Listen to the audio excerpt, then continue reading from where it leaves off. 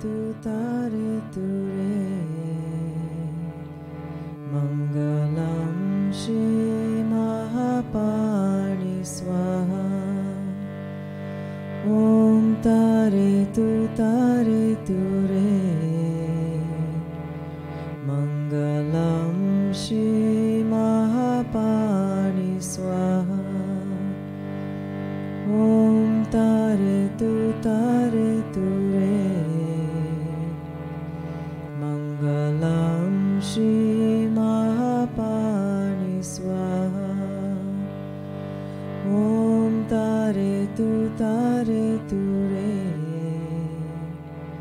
Mangalam Shri Mahapani Swaha. A warm welcome to all of you joining us today for Lama Life livestream event of Lama Tsultrim Allione. I'm Dreame, joining you from Poland. I'm excited to be a part of this virtual gathering of ours. We are honored to have Dorje Lopön Chandra Easton as our guest today. Lopön Chandra is a teacher, author, and translator of Tibetan Buddhism. She is the lead senior teacher at Tara Mandala Retreat Center. She serves on the Tara Mandala Board of Trustees, the Equity, Diversity, and Inclusion Council, develops programs and curricula for Tara Mandala, as well as teaches nationally and internationally. From the very beginning of her Buddhist studies, Lopön Chandra recognized the profound need to bring forth the voice of the empowered feminine in Buddhism. Due to this, in 1999, during her first pregnancy, she met and then later began to study with Lama Tsultrim Allione. While her training is rooted in Tibetan Buddhism and Dzogchen in particular, her primary interest is in finding ways to make these traditional teachings relevant and accessible for our modern experience. Let's open our hearts and minds to receive the teachings and blessings from these two remarkable women Buddhist teachers. We are deeply grateful for your presence and eagerly anticipate the wisdom you will share with us today. Thank you. Hello, everyone. Hi. Good morning. We're together in Berkeley, California. So let us know where you are. I see someone from Maine. France. Wow. Bonjour. Bonjour. Welcome, everyone. So we're in the hills of Berkeley. I'm looking out over the ocean to Marin and Sausalito. Yesterday, I spoke at a conference at Berkeley on psychedelics and meditation, and also led the group in Feeding Your Demons because there's some interest in using Feeding Your Demons for people who are preparing for or digesting and integrating a session. So that was really interesting new community to meet, and you were there too. Wonderful. And then today I'm going to be speaking at the San Francisco Dharma Collective in the afternoon, 4 to 6. And I'll be with Eve Ekman, who is a PhD in sociology from UC Berkeley. And she was one of two people, along with Philippe Golden, to do the study on Feeding Your Demons. And so she'll be talking about the results of the study, and then I'll lead people in it as well. And I believe you can watch online for that. You can sign up. Yes. Yeah.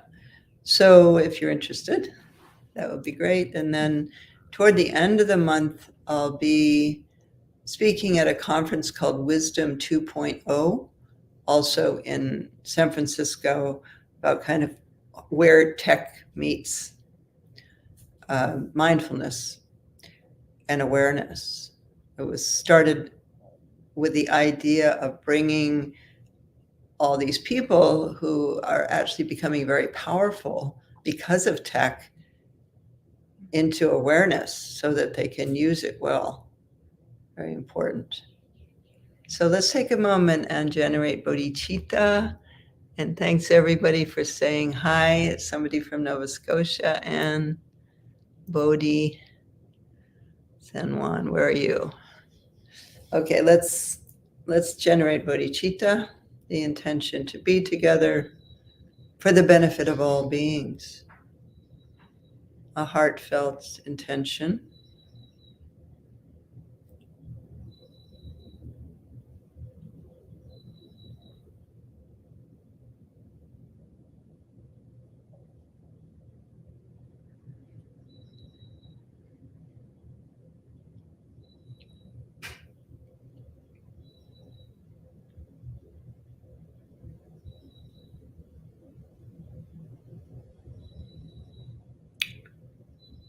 And then I thought I would lead with a meditation on green Tara.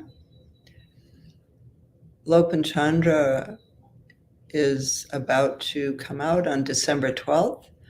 Her book will come out, Embodying Tara, 21 Manifestations to Awaken Your Innate Wisdom. This is a pretty unique book. And it's unique because several reasons. One is that it is a book that speaks about each of the 21 Taras and then offers practices for each of the 21 Taras, but also for each Tara, she's chosen a woman, a contemporary woman, who she feels is connected to the energy of that Tara and spoken about that woman's work. So it brings forth the work of a lot of really interesting women that you might not be aware of. Some of them are famous and you know them and so on, but some of them are less well known. And also she's been involved with music, with Nina Rao, who has worked a long time with Krishnadas, and also Genevieve Walker, who's an amazing musician, violin player. So we'll talk more about the book, but let's start with a little meditation on green Tara. And to begin, we'll sound her seed syllable tam. And I'll just speak a little bit about green Tara. If you know about Tara, you probably know about green Tara because she's the most, I guess you could say, popular, maybe well known, of all the Taras. I'm not sure how that happened, that she became so well known, but I think it's because she's karma family, which is wind, and she's connected to speedy response. So she's a fast responder. And often when you need Tara, you need her quickly. So you would want to have that wind Tara at your back. There's a wonderful story that I always think about with green Tara from Kalu Rinpoche. It was a Lama that trained for 12 years in retreat in Tibet. And he was entering a long retreat, a 3-year retreat. And right after he went in, and often the obstacles arrives right after you go into retreat. So right afterwards, he got a tooth infection. And he was in retreat, he was sealed in retreat. And Tibetans take that very seriously. And so he had vowed to die in retreat rather than leave retreat to, say, go to the dentist. I'm not sure exactly if they had dentists in Kham in East Tibet, but to somehow take care of it. And so he didn't really have that option. And so he was, in bed and just suffering with this abscess in the tooth, which can go into the brain, and he actually could have died. And he had a dream of Tara, of green Tara, and she said to him, "You've never done my practice, you've never had any faith in me, But if you do 10,000 of my mantra and pray deeply, I'll fix this. So he did it, of course, and the toothache subsided. And so ever since then, or ever after that in his life, he became a great devotee of Green Tara. And in his monastery where I studied in 1971, her practice was done frequently. So she's also the first Tara that I met in Nepal. I was walking around a stupa of Swayambhu, and a Lama friend of mine came and started walking with me, and he would make me recite things. And I had no idea most of the time what I was reciting, but he would make me recite things. And the first one was Green Tara. And so that's how I learned her. And then I learned more about her. And she is really amazing. And so I want to give this to you. You may already know her mantra, but if you don't, write it down and memorize it and use it, because she's very powerful. So she's green, and the right leg is extended in the dismounting posture. She's stepping down into the world, as all the Taras pretty much are, except White Tara, stepping down to benefit beings. And then the left is still tucked in meditation. So she's really that kind of combination of things that many of us, I'm sure you and many, many others, find themselves serious meditators, but you have to be in the world. You have kids, or you have a job, or things to take care of. So you can't be in retreat, but you want to be in the world, yet in a meditative state. So Tara represents that, and it's how so many of us are. That's where we find ourselves. And she has the other hand like this. See that? It's the ring finger and the thumb joining, and it's at her heart. Just turn this down a little bit for now, like that. And in that finger, between the ring finger and the thumb, she's holding an Utpala flower, which is a blue lotus with 1,000 petals, and it represents her. Even though it's blue, this Utpala appears with all the different colored Taras. Mm-hmm. And so she's holding that at her heart, and it represents the three jewels, these three fingers, the Buddha, the Dharma, and the Sangha. And so that's here. So maybe just take the posture for a minute. Put that right hand out, extended, giving blessings, giving healing. And that the healing comes from this right hand, as well as her heart, and often from the Utpala and whatever is on the Utpala. So her seed syllable is Tam, T-A-M.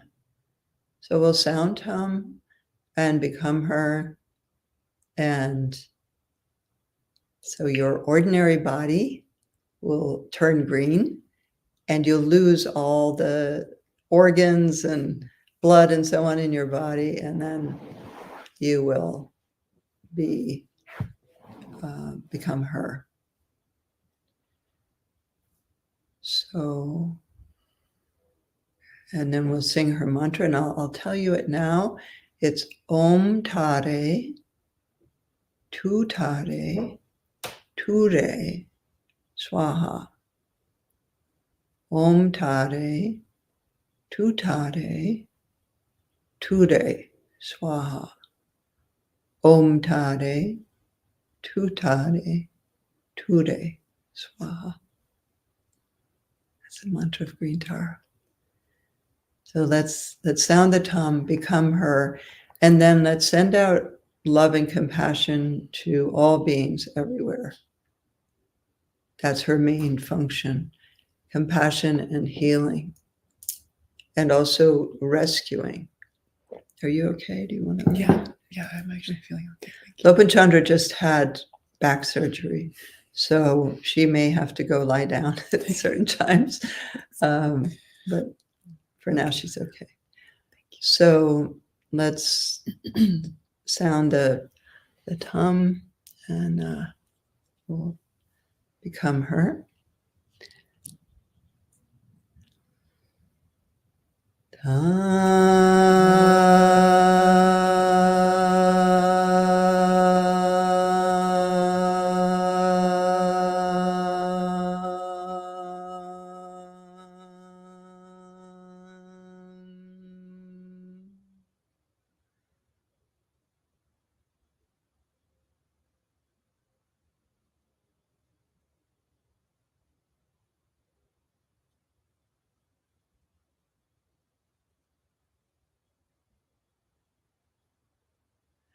And I'll sing the melody that I learned from that Lama in Nepal.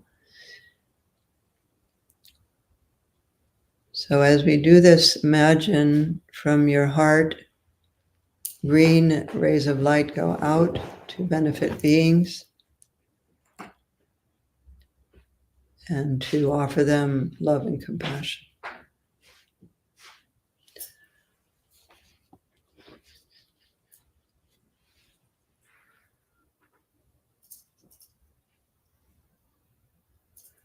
Om Tare Tu Tare Tu Re Swaha.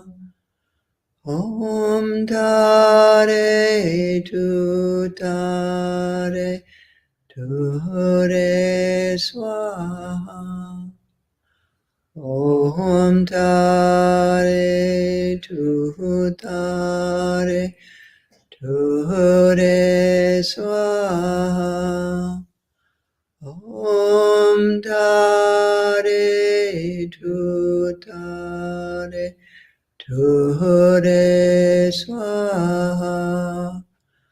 Om Tare Tu Tare Tu Re Swaha. Om Tare Tu Tare Tu Re Swaha. Om Tare Tu Tare Tu Re Swaha. Om Tare Tu Tare Tu Re Swaha. Om Tare Tu Tare Tu Re Swaha. Om Tare Tu Tare Tu Re Swaha. Om Tare Tu Tare Tu Re Swaha. Om Tare Tu Tare Tu Re Swaha. Om Tare Tu Tare Tu Re Swaha. Om Tare Tu Tare Tu Re Swaha. Om Tare Tu Tare Tu Re Swaha. Om Tare Tu Tare Tu Re Swaha.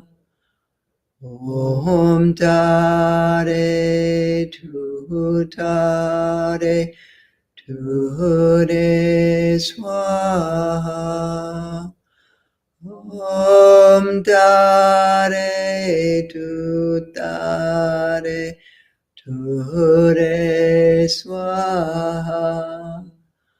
Om Tare Tu Tare Tu Re Swaha.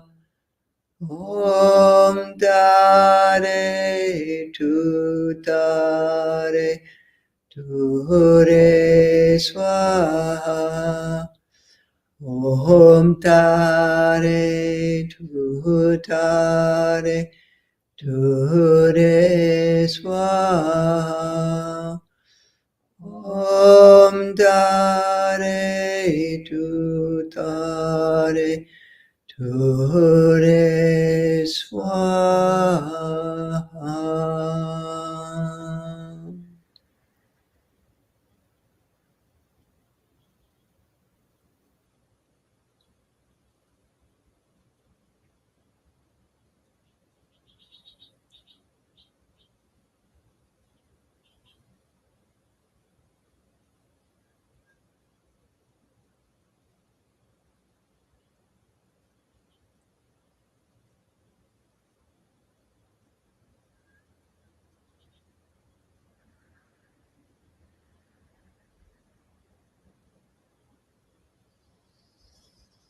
Thank you, everyone, for your practice.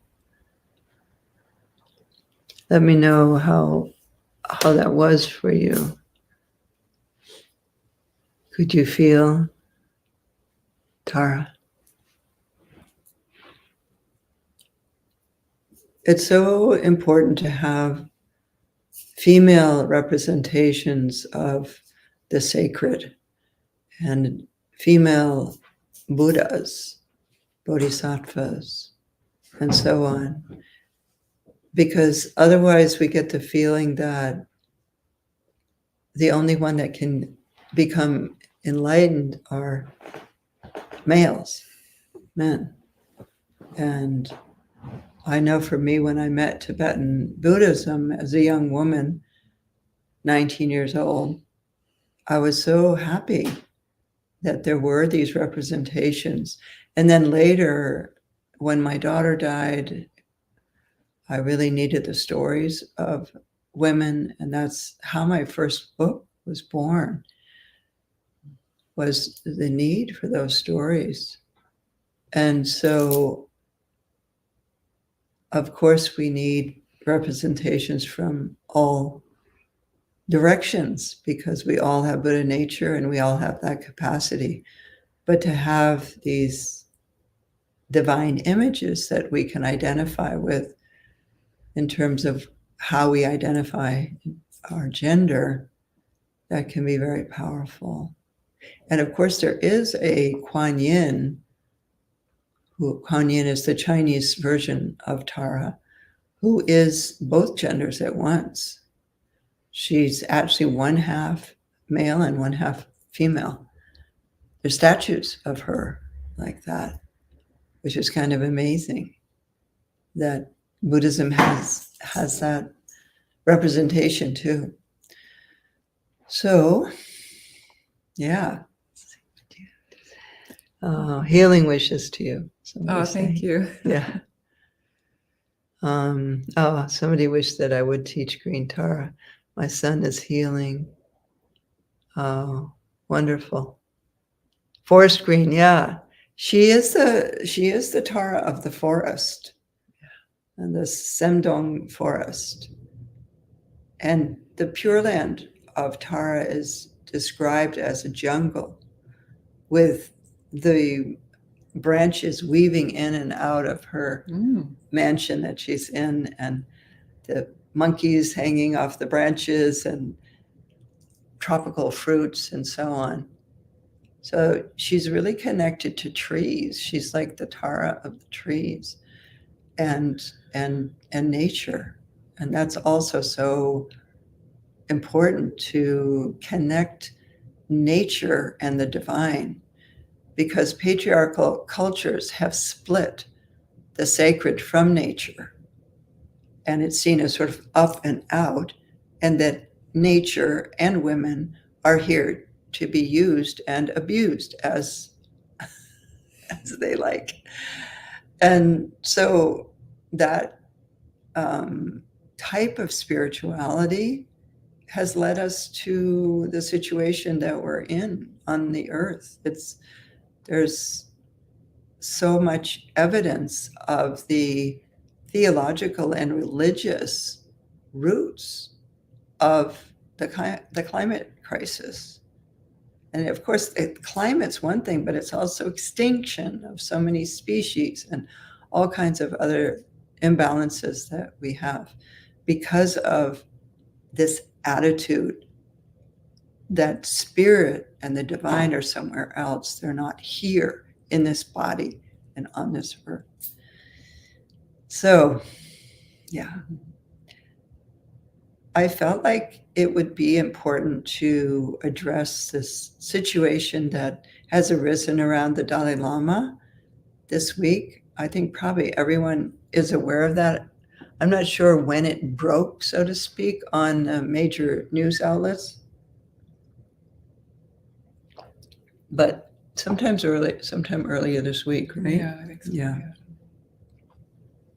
And I saw, on my phone, I saw all the different stories, and I thought, Dalai Lama, oh great, the Dalai Lama's in the news. And then I was like, what? And so it's a really difficult situation, and it is impacting the Tibetan community a lot. And of course, all of us associated with Tibetan Buddhism. And I just like to say what I feel about it. And I'm not saying what I feel is right. Everyone has an opinion about this. And just my opinion is that the most important thing here is the experience of that little boy. What was his experience? And there is an indication in his body language that he was uncomfortable when the Dalai Lama said, "Suck my tongue," as I think most children would be. And he didn't know what to do. And so it was a kind of awkward moment. He pulled back. And at the same time, right afterwards, before all this happened, they interviewed him about what that was like to hug the Dalai Lama. And he said it was an amazing blessing, that it was incredible for him. And so I didn't feel like that was under pressure. I feel like that was his actual takeaway from the experience was positive. And then his mother spoke as well, and she also didn't feel uncomfortable with it. So there's that video. I think we're going to post that video. And then the other thing, or there's different things. One is the tongue in Tibetan culture is used, I guess you could say, in a very different way. Tibetans greet each other by sticking out their tongue, whereas we consider that really impolite.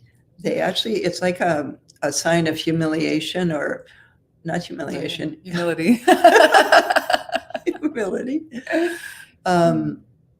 Yeah, that, you're more elevated than I am, and you're kind of like, and I've seen, I've been in Tibetan culture, and when I first saw it, it's kind of like, I think humility is a good word. So there's that, and that's very much part of the culture, and then there's also ways that suck my tongue is also part of the culture, and there's a video explaining that as well. I think the best video is a bit longer one by a young Tibetan man explaining all these different things about Tibetan culture, and then putting in the unedited version of the whole process of this little boy being, first him asking to hug the Dalai Lama, and then going up, and the whole thing happening. And so I feel like the Chinese the Chinese government, I should say, not the Chinese people, the Chinese government have been trying to find a way to bring the Dalai Lama down, to get people to lose respect for him, because he's a big problem for them.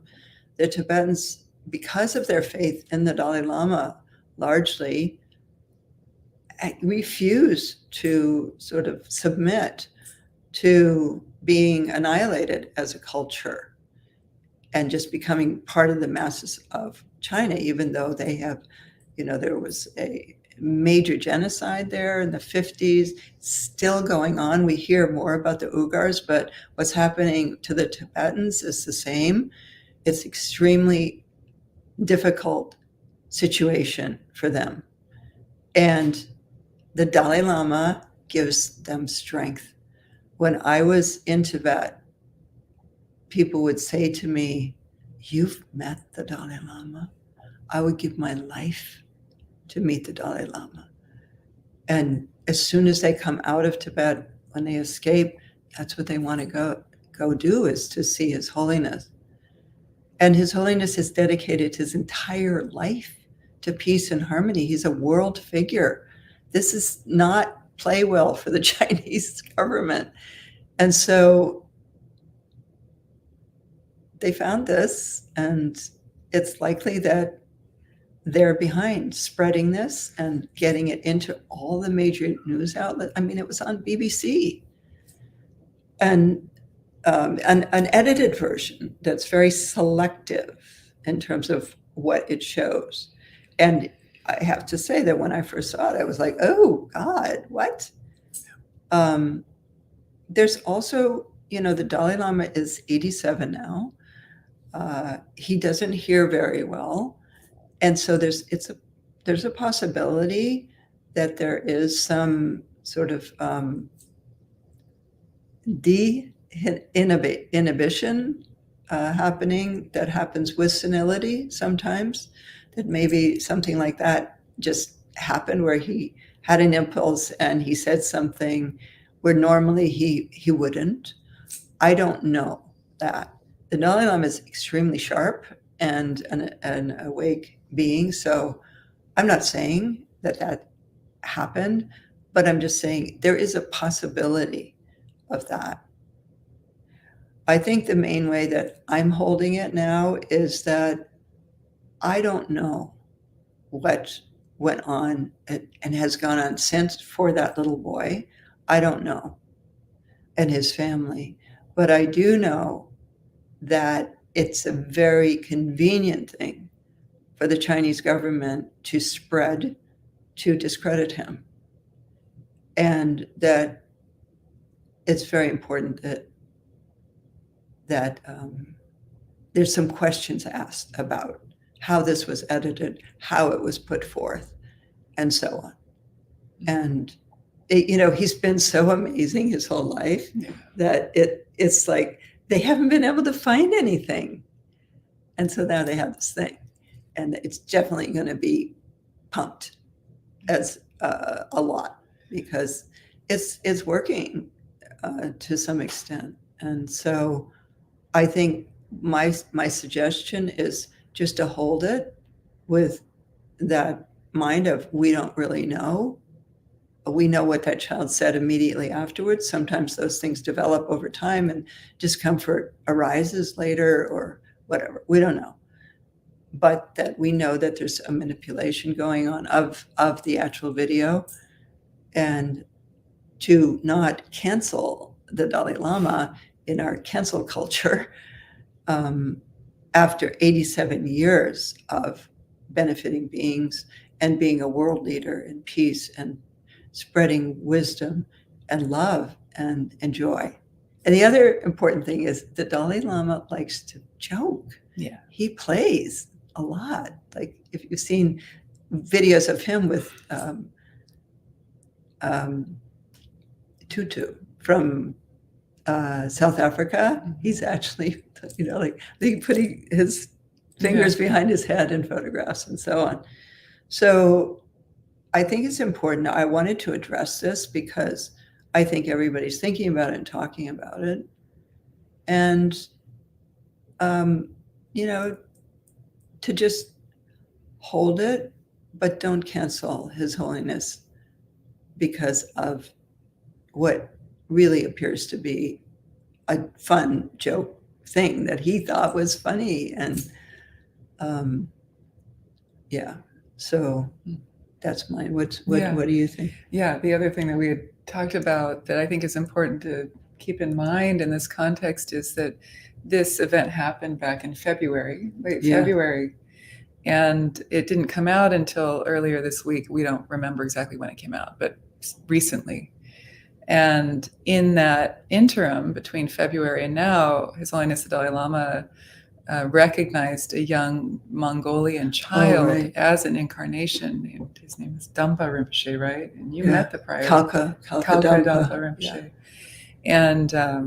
And so that really infuriated the Chinese government because, again, it kind of decenters the control of the Chinese People's Republic government in even a place like Mongolia, which has also historically been Buddhist. The Mongolians historically even named the first Dalai Lama. The Dalai is a Mongolian name. So there's old relationship there. And His Holiness recently recognized this young Mongolian child who's living in the West, I think now, right? As a reincarnation of this important Mongolian figure, like the Mongolian Dalai Lama, like spiritual head of Mongolian Buddhism. And so what people are saying who understand this situation is that it's very likely that the Chinese were looking for a way to discredit His Holiness the Dalai Lama in light of this recent event. So that's why this edited, highly crafted 2 months later version comes out now and not in the moment back then. And the other thing that strikes me is I agree with everything you said, but that all of this happened in public with his mom sitting right there. Obviously, he knew that the video people were filming and hundreds of students were there graduating in some class. It was a very public, not a private situation. I think that if there was any mischievousness or pedophilia there, why would he do it in front of, hundreds and thousands of people? And in the Tibetan, it's called eat my tongue. Za is the verb, eat my tongue. So His Holiness the Dalai Lama also, his English he's self-learned. The Tibetans I've listened to in this regard acknowledge that he's a self-learned English speaker, not really that great in English, to be frank, And so he mistranslated it. It didn't come off right. It was awkward. Yes, let's not discredit that. But at the same time, this is being blown way out of proportion, and I really do stand by His Holiness the Dalai Lama. I remember when I lived in Dharamsala, last thing I'll say, is I lived in Dharamsala in 1996, 97, studying Tibetan language and Buddhist philosophy at the Library of Tibetan Works and Archives, established by His Holiness the Dalai Lama, received many wonderful teachings by him. But I remember soon after I first arrived, a Tibetan, I don't know if it was a man or a woman, stuck their tongue out at me, and I was like, ooh, what's that? Like, it just, my Western upbringing, I was trained to think that was rude and gross and sexual. So I understand that, and then I had someone explain it to me, like, that is their greeting. That is actually a sign of respect. So it's hard for us, but we have to make an effort to stretch our ways of thinking and accept, even though it might seem weird to us, that is not the way they use the tongue in Tibetan culture. And listen to Tibetan voices, watch those videos we've posted so you can get perspective from the culture itself, not from Western manipulated media. Thank you for speaking to that. I really appreciate it.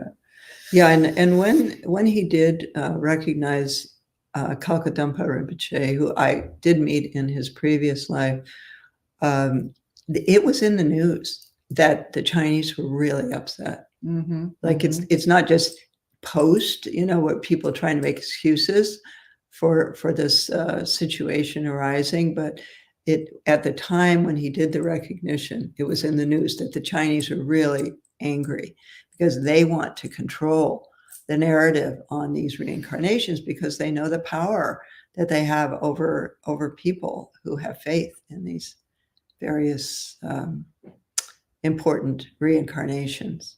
And for His Holiness to do that without sort of them controlling it, they were very angry about that. So I'm sure that they are very happy right now about this controversy, and they'll keep trying to pump it up and remind people of it as much as possible.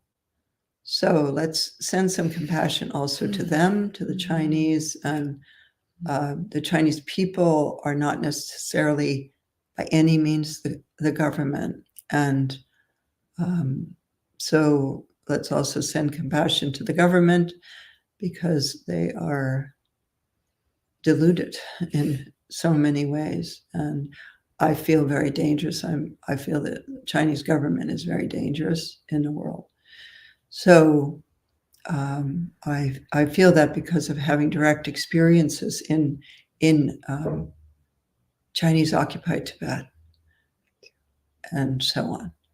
So I wanted to not avoid this subject, to talk about it, because it is being talked about everywhere, and to not talk about it is kind of like denial of something important that has a story that has broken. I think we need to talk about it. Yes. Yeah. So, yeah. So now I'd like to talk about your book. Yeah, so tell me the story of how this book came to be. Yeah. Thank you. First, thank you for inviting me onto this wonderful platform. It's nice to sit side by side with you in my living room here in Berkeley. And this is Lama Tsultrim's mom in the background. I just wanted to mention that. She's a wonderful artist and calligrapher, and I won that in an auction years ago. Yeah, Prajna Paramita. Yeah, the seed syllable for Prajna Paramita. Well, one thing I wanted to bring up is when you were telling that story of Kala Rinpoche, it reminded me, my mom always reminds me, who's Buddhist, became Tibetan Buddhist when I was a little baby, that we received the Green Tara empowerment from Kala Rinpoche, the previous Kala Rinpoche, and that might have been my first empowerment of Tara. So maybe that's the origin of the book. Ultimately, one of the earlier so karmas. How old would you have been then? I have to check with my mom, but I might have been like 5 or 6. Yeah. I took refuge with the Karmapa like you did, but I was 3. And then later was Kala Rinpoche. What karma? Yeah. And my mom taught me the Tara mantra and taught me to recite it. But, fast forward to after years of studying with you, and I think this was in 2018. I was in my mid 40s, and I was feeling, I had been studying Dharma for years, grew up around it. I'm what they call a Dharma brat, a kid who grows up going to empowerments and teachings with their parents, falling asleep on their laps and not even really understanding the blessings that are happening. But I felt like it was time to birth a baby book, that I had something gestating in me. And yet I wasn't sure what that was meant to be. And I was feeling insecure about it, sort of like, oh, everything's already been said. Lama Tsultrim was so fortunate. She was on the early wave, but now it's like it's saturated and I feel kind of jaded. What could I say that could possibly be of interest or benefit? And yet there was this feeling of a next step wanting to happen. I'd had 2 kids. They were getting older. And so I requested an audience with you. I was at Tara Mandala taking a retreat, I think. And I requested an audience with you and asked if we could meet. You said, yes, why don't you come up to my quarters later on today? And so I went early and meditated in the beautiful temple. Surrounded by the 21 Tara statues there. And I tried to crystallize what my question was. And I remember feeling like I was surrounded by Tara and her different and beautiful manifestations. And it reminded me of the fairy circles of Northern California, of the redwood trees where I grew up and where I live, and feeling of being in Tara's Pure Land, nature of Pure Land. And so I had that feeling, but it didn't quite connect until I went up and met with you, and we were talking, and then I told you my conundrum, and you looked at me with a sparkle in your eye, like you do when you have an idea. If you don't know Lama Tsultrim, she is an immensely creative human being, you know. And she's an idea person, a great visionary. You always have good ideas. So you looked at me with that idea sparkle, and you said, "Why don't you help bring the Taras alive? We have these beautiful statues in the temple. We meditate on her, and yet there's still a feeling like they haven't quite fully manifested here in Tara Mandala, but also in the world." Yeah. And it was like, right, ding, ding. It was like, you know, the answer was here all along, you know, and it just felt so right and so obvious. Yeah. So thank you. I want to thank you for that. Yeah. So it's because of Lama Tsultrim that I started writing this book back in 2019, really starting seriously with the research and then developing online courses so that I could help flesh out my ideas. And that was a really wonderful process. And that was an idea that actually Eve Ekman had. She's like, why don't you teach it first? And then you can refine your voice and approach. And it kind of forces you to learn, you know. Yes. If you're going to teach it, you have to learn about that Tara. Yes, exactly. And so I did 2-year-long immersions with the 21 Taras through Tara Mandala online programs. I think some people on here have done it. Did anyone do those? Let's hear from you if you were in them. Yeah, Abigail, thank you. So that helped me. But what was also really cool about doing it that way is that I got a lot of feedback from people in the course, and ideas around how to adapt or how to connect each Tara with real life women, historically, modern, historical, Buddhist, non-Buddhist.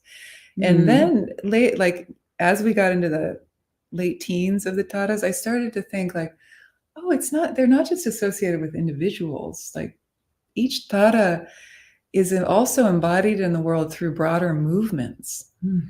And so then I started to explore that. And so you'll find that out in the book when it comes out. But I started to explore movements like Me Too and Black Lives Matter, and how these particular energies of compassionate activity can be manifest not only through individual women in their work, like my green Tara is Jane Goodall, who lived in the forest and describes her time in the jungle studying the chimpanzees as like the happiest time of her life, living under the canopy of the trees and the greenery.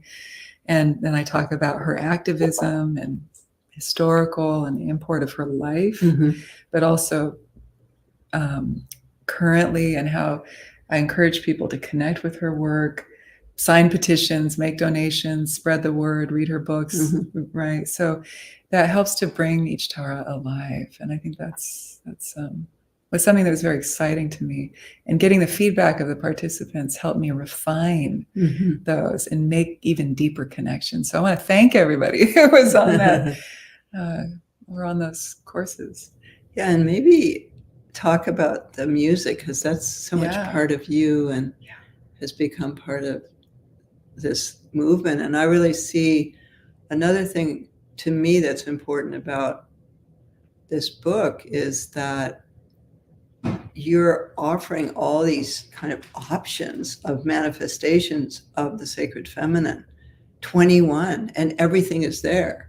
There's wrathful ones, there's semi-wrathful, there's peaceful, there's ones connected to the arts and to stopping weapons of mass destruction, to epidemics and so on. So I don't think there's any spiritual tradition that I know of in the world where you have all in sort of one place, all these manifestations of the sacred feminine that we can identify with, and then bring forth that particular wisdom and that sound.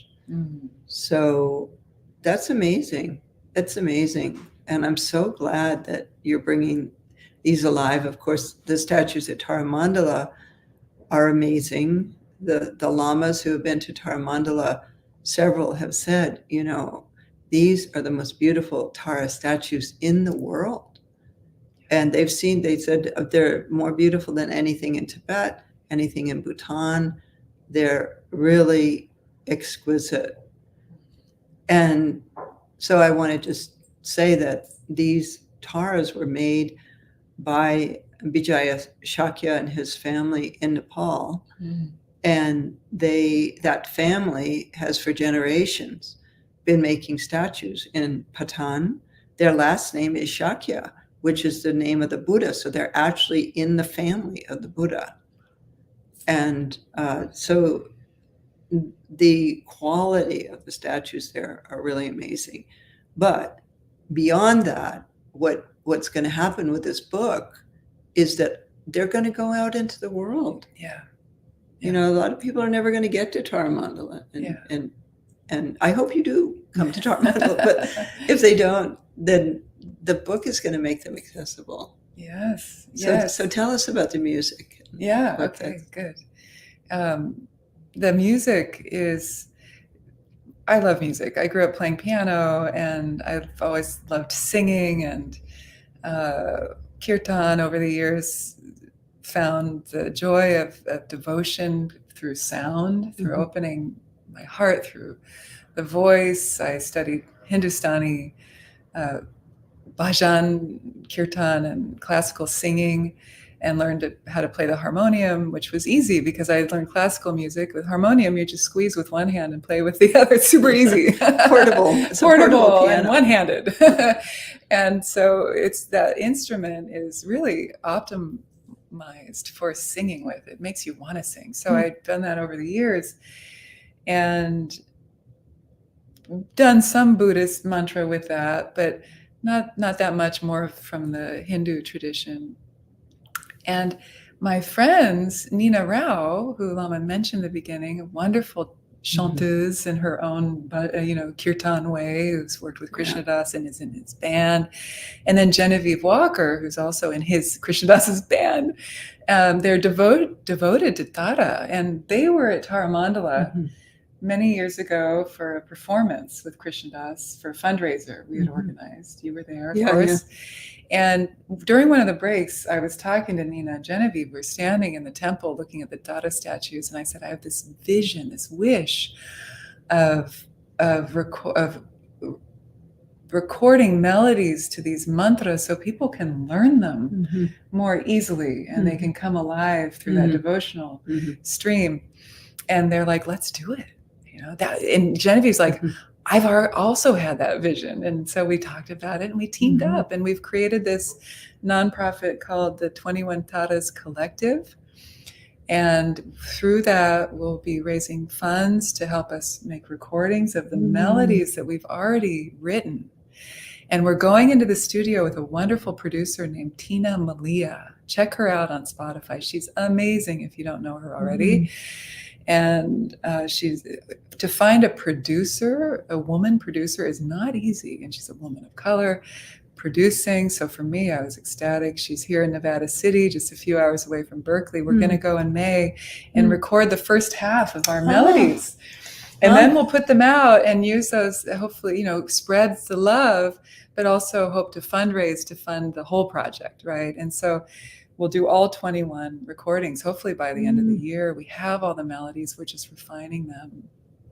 And that's wonderful. Yeah, Nina, Genevieve, and I, we've all composed various melodies, and it's been really fun because I'm not a composer. They are. But I found a real joy in that for me personally. There's one melody to the 8th Tara that I composed that came to me. Sometimes these come to you. Why do you sing that? Do you want me to sing it? I've been practicing it. Yeah, and maybe talk a little bit about her. Tara. Yeah, the eighth Yeah. Tara is interesting because she is a fierce one. She's really fierce. Her name is Tara Droma Genmi Galway Pamo, or Tara Aparajita. And it means Genmi Galway. It means the one, she who can't be overcome by others, Gen. And so she is like invincible. I call her the invincible Tara. Wow. Right? She's invincible by others. And she is our justice Tara. So Ruth Bader Ginsburg and Marsha Johnson are my two real life Taras. So you'll find out about their lives. Of course, everybody knows, well, a lot of Americans at least know Ruth Bader Ginsburg, but Marsha Johnson was a gender justice activist who was at the Stonewall protests and riots in New York City. It really started the LGBTQIA movement, justice movement. So I wanted to have a good balance of representation with this one. She's our justice Tara because she helps to overcome injustice. And in that sense, justice is related to dharma, right? The word dharma can also be translated as righteous or just, truth, the natural way, the way things are.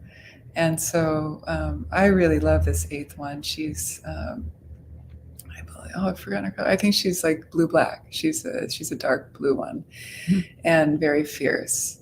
And her mantra is based on the root mantra that Lama Tsultrim guided us in the beginning. All of the Taras, mantras have that stem. I call it like the stem mantra, the 10-syllable mantra. And then each one has added words right before the svaha at the end. So be it phrase at the end that highlight that particular Tara's energy. So the eighth Tara's mantras, Om Tare, Tu Tare Ture.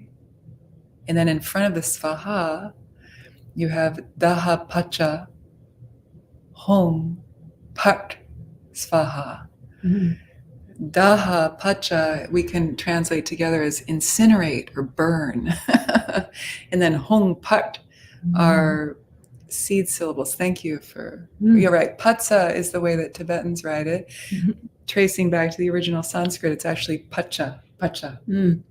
It's to burn. And Daha Patsa together is like to incinerate, to burn intensely. And then Hong is that seed syllable for the nature of mind and wisdom. And Part is that cutting through, that fierce, enlightened wisdom energy that cuts through duality, cuts through BS, you could say, like injustice in this context. And so when we say that, we can feel that energy with her. Om Tare, it's here in the chat. Om Tare, Tu Tare Ture, Daha Patsa or Pacha, Hong Part or Pat, as the Tibetans say, Svaha. And essentially, we could understand it as Om, O Tara, come near swiftly, O Tara. Incinerate. And in square brackets, all delusion, all violence, all injustice. Hong, enlightened mind. Part, cut through. We don't normally translate seed syllables. Saha, so be it. So that's the meaning of the mantra. So she's wrathful. She's wrathful. Maybe talk a little bit about wrathful deities and what that means, or fierce deity. Okay. So there are three main moods or personalities of deities in Vajrayana and Tibetan Buddhism. And each mood helps us transmute particular poison, so to speak, the three classic poisons of ignorance, hatred or aversion, and then clinging or desire. So those are the three classic poisons. Wrathful or fierce deities help to transmute the aversion poison. So if you tend to be somebody who goes towards anger or impatience or hatred or aversion, pushing away, disgust, you could say, even like anger at evildoers, right? If anger is your knee-jerk reaction, then your teacher might say, why don't you work with a wrathful deity, a fierce deity? And so this eighth Tara is fierce in that way. And so she helps to transmute. By embodying her, we have the opportunity to transmute that so-called poison within us, that klesha within us. Yeah. Anything else? Yeah, the wrathful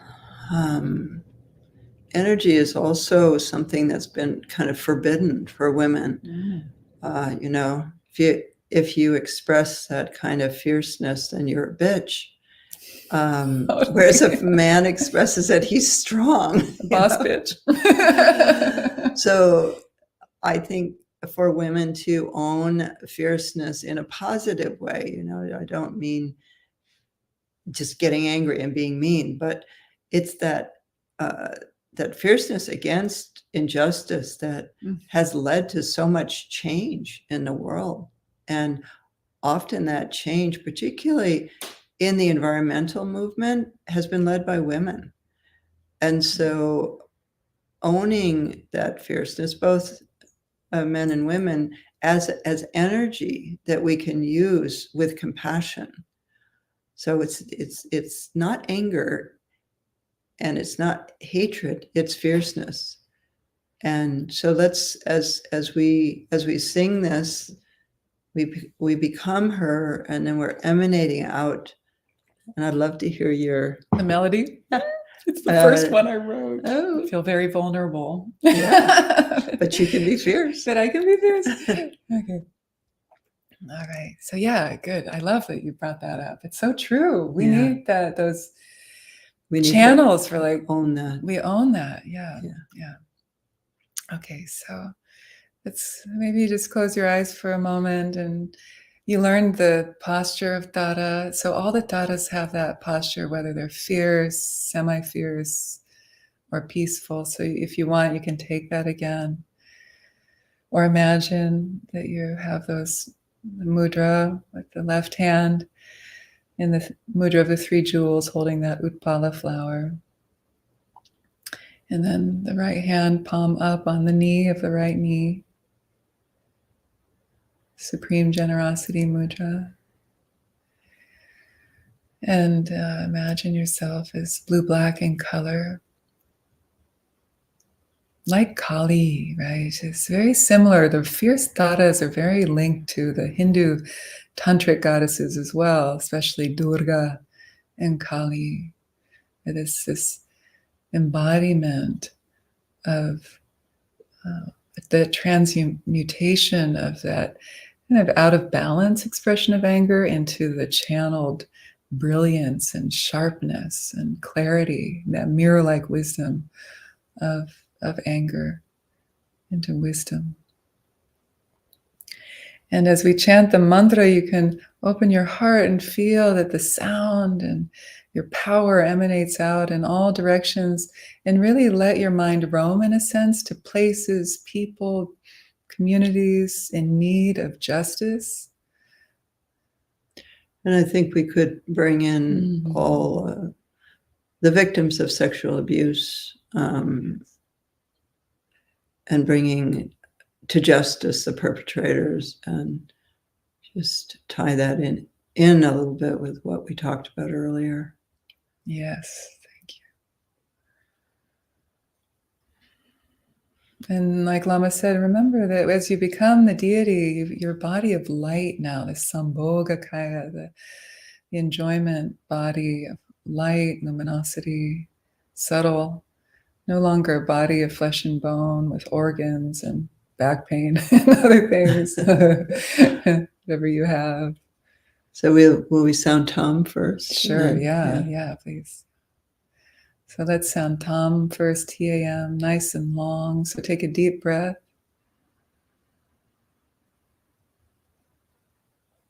And become Tara as you sound.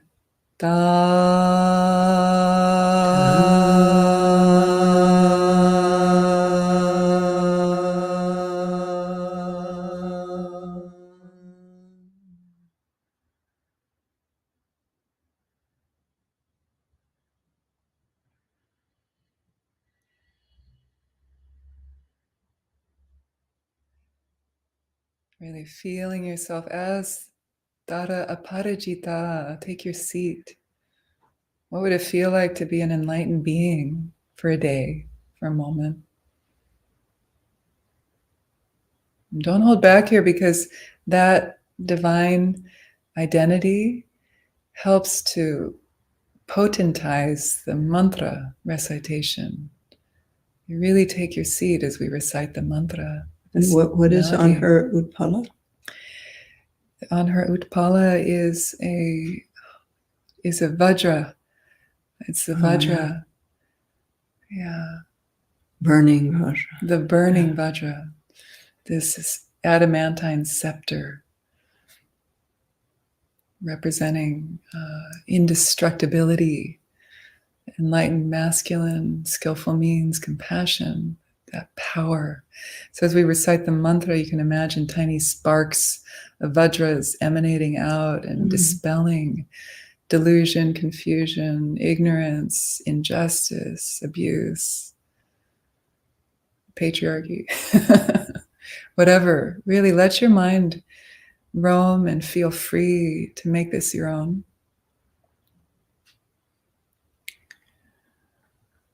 And that's the top of the Upala flower above your left shoulder.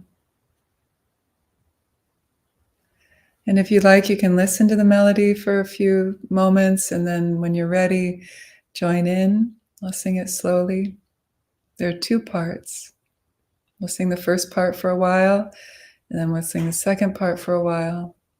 We'll do that for maybe about 7 minutes or so.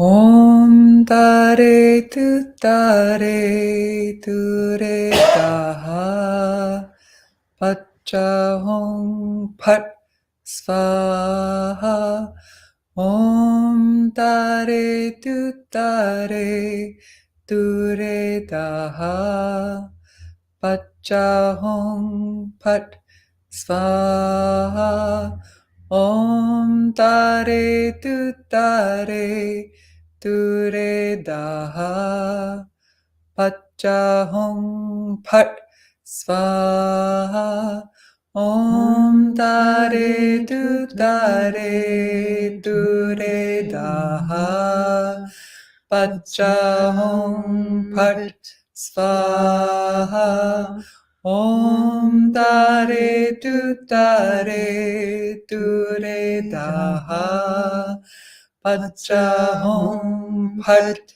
Svaha Om Tare Tu Tare Tu Re Daha Pacha Hong Pat Svaha Om Tare Tu Tare Tu Re Daha Pacha Hong Pat Svaha Om Tare Tu Tare Tu Re Daha Pacha Hong Pat Svaha Om Tare Tu Tare Tu Re Daha Pacha Hong Pat Svaha Om Tare Tu Tare Tu Re Daha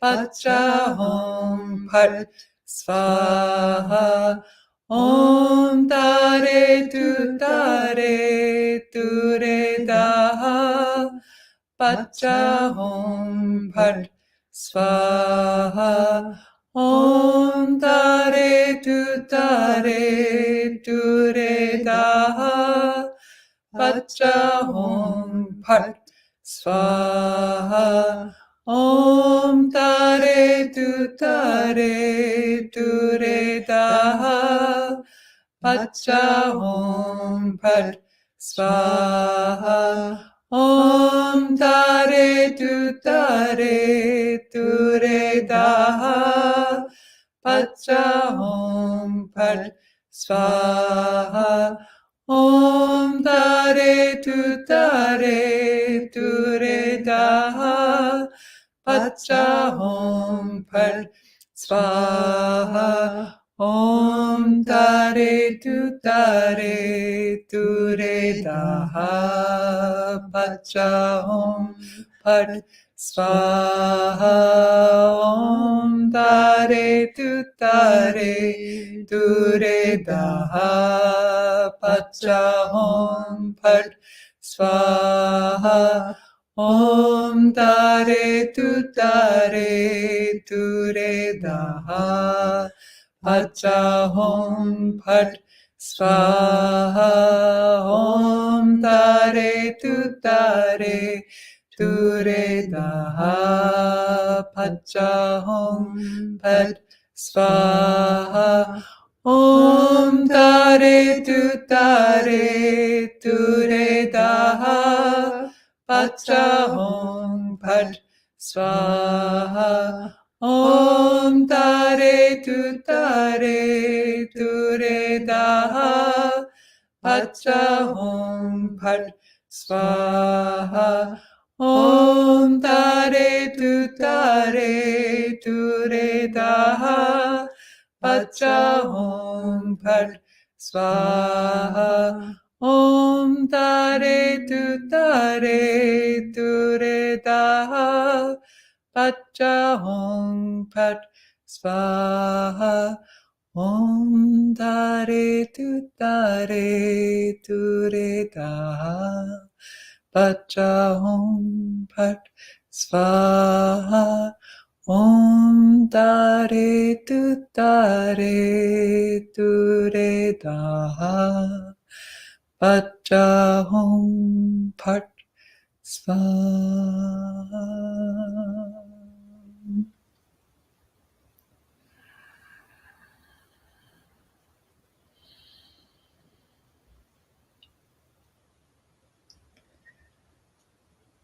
And now imagine that in a flash everything is perfect just as it is, all injustice pacified, all needs met, all beings liberated from suffering and delusion.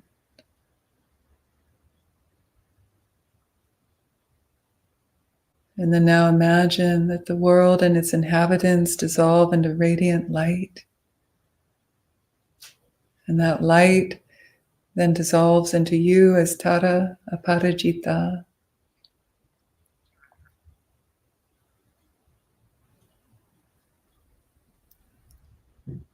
And then you dissolve from the crown of your head and the soles of your feet towards the heart center, the heart chakra, dissolving.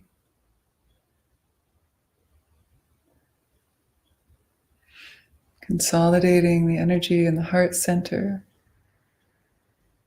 like an orb of blue-black light. And then finally that dissolves into open, spacious, empty awareness, and rest here for a few moments. Nothing to do, just rest. The natural state, the ultimate meaning of Tara, nature of your own mind, just rest.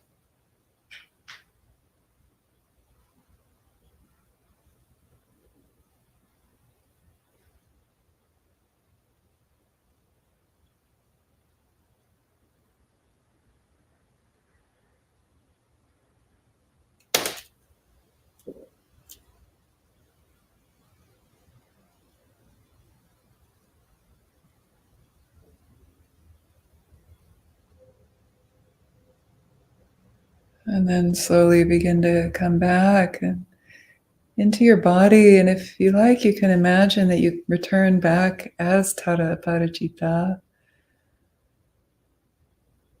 Feel what that's like again to reemerge as her. And as much as possible, see the world through the eyes of Tara. Maybe have her mantra on your lips as you go about your days, as much as you can embody her energy throughout your day. And we'll come back here together as Tara.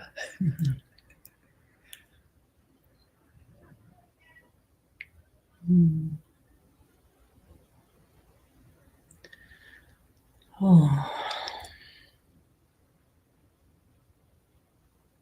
I loved your melody. Did you like it? Yes, I loved it. I loved singing it with There's you. something about the daha. I love that. Okay. Daha. The dip. Yeah. The daha dip. The daha dip. Oh, well, thanks everyone. Lots of nice comments from you all. And I'm looking out the window here. There's a huge tree. Spruce. Is that what that is? It's a spruce tree. Huge. And my street is Spruce Street. I have lots of spruces around.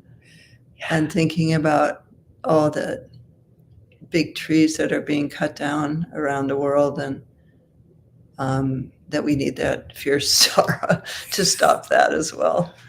Yeah. They're so magnificent. They're really like guardian beings. So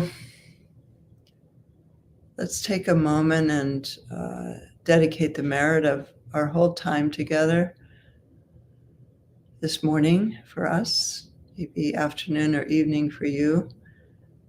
Merit is the positive energy that we accumulate through actions or meditations.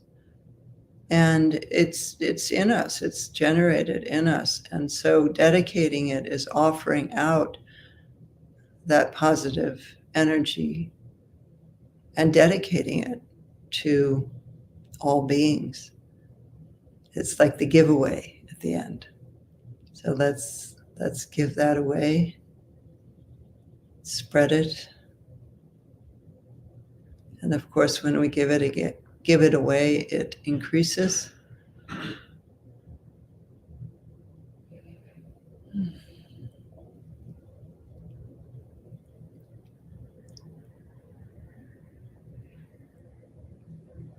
Yeah.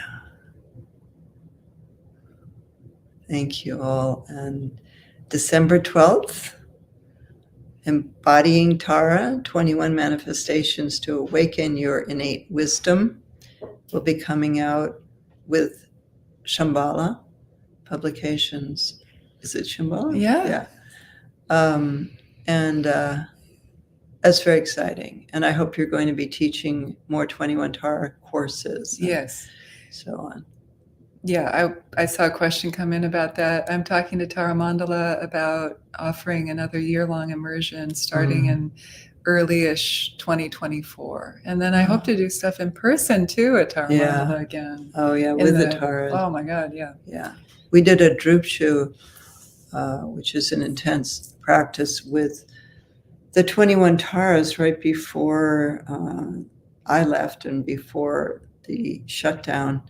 And we faced each of the statues every day. We did 3 different Taras, and we faced the statue and did these mantras with the statue in front of us. And that was incredible. Yeah. So I hope we can do something like that again. Yes, yes. Oh yeah, and also I'll be in Europe this summer, and I'll be doing some of the Taras. I'll be teaching on the 21 Taras in Switzerland, June 6th to the 10th. So on the links they've sent there on my, or you can just Google my name, Chandra Easton, and my website comes up and my whole schedule is there, but you could come. It'll be taught in, oh, thanks. God, she's on it. Yes. Dreamy, you're amazing. It's there in Bern. At the Center for Mindful Living, which I think you're going to go to someday soon. It's a beautiful center. You're going to love it. Really? Oh my God. Yeah. And in any case, Regina and Petra are organizing that. Thanks, you guys. And if you're European or going to be in Europe, come and join me there. It's open to everybody. Yeah. It'll be translated into German. Beautiful. Yeah. Okay, well, lots of love to you all, and have a beautiful rest of your day, or sweet dreams if you're headed toward bed now. And some people actually wake up at 3 or 4 in the morning in Asia and come to this. So go back to bed. And yeah, lots of love. And so precious always to be with you. I love this etheric community that we create. And your comments make us feel even more connected, and much gratitude to our beloved Dreame, who's in Poland, and she's here every week with us. So lots of love, and thank you. Thank Lopön. you. Thank you. It was such an honor to be here with you. And we were holding hands the whole time. I love you. Thank you. Okay.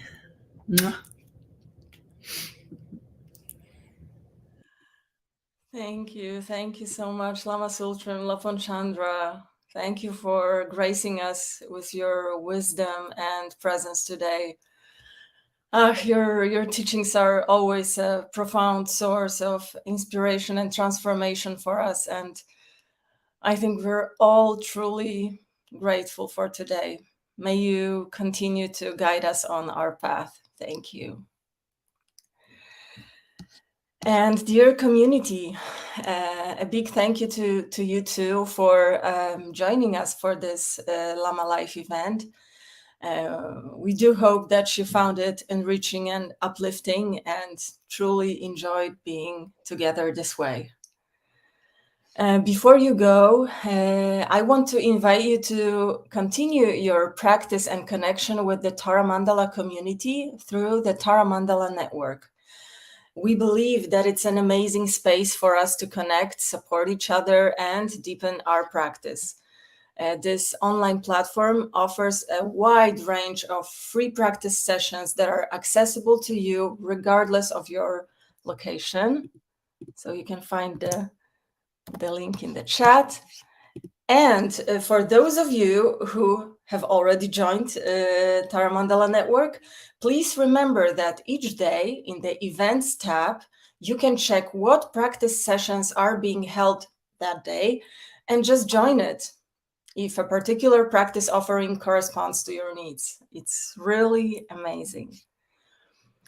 So now, following the tradition going all the way back to the time of the Buddha 2600 years ago, you have the opportunity to make an offering of dana to our teachers today. Dana is a Pali and Sanskrit word that means generosity, and offering dana creates an auspicious connection and is a beautiful expression of the interdependence between teacher and student. Dana directly recognizes the precious gift of the teacher and the teachings, without which one could not practice the Dharma. The links for offering dana will be put into the chat in a moment. Thank you all. Thank you. And we hope to see you again next Sunday for the event with Maggie Lopön Charlotta, Rotterdam, and Gina McCarthy. May we meet again and again on the path, and may all beings benefit everywhere. Thank you. Om tare tu re, Mangalam Shri Mahapani Swaha. Om tare tu re, Mangalam Shri Mahapani Swaha. Om tare tu re, Mangalam Shri Mahapani Swaha. Om tare tu